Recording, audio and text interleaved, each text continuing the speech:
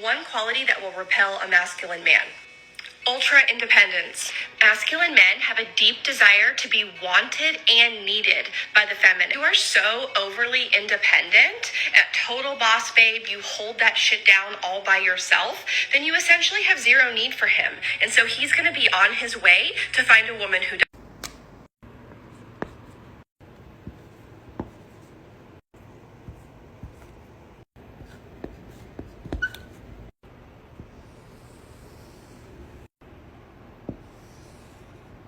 Okay, let's really have this conversation. I am seeing this narrative pushed a lot by female dating coaches. I don't think that she is necessarily wrong, but I think that this conversation is kind of being had in an incredibly limited capacity with regards to the feminine and masculine energy. Here is a very simplified example of how the feminine energy exists within my mind. On one end of the spectrum of the horizontal line, we have toxic. At the other end, we have healthy. The vertical line demonstrates the polarity of the light and the shadow.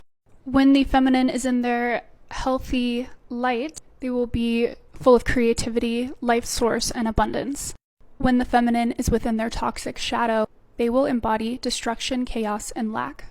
Because feminine energy is a source of creation within itself, it is inherently independent. To say that the feminine must develop a handicap in order for the masculine to feel needed is to miss the entire point. Because the masculine at its core does not want to feel needed, the masculine at its core wants to feel valued. The masculine finds value in creating structure for the chaos and abundance of the feminine. This will be perceived by the feminine as safety and security. But because the feminine is inherently wild, the feminine will always be pushing back against the structure of the masculine. This is not inherently masculine behavior, nor is it inherently toxic behavior. It's just what the feminine does. The feminine is the sea, and the masculine is the ship. The feminine will always want to know, hey, do you really got this? It is the masculine's challenge to rise to continuously develop the strength within the structure that they provide the feminine. When the feminine is within their healthy light, the masculine will have a much easier time doing this. When the feminine is within their toxic shadow, it will be nearly impossible for the masculine to show up for the feminine.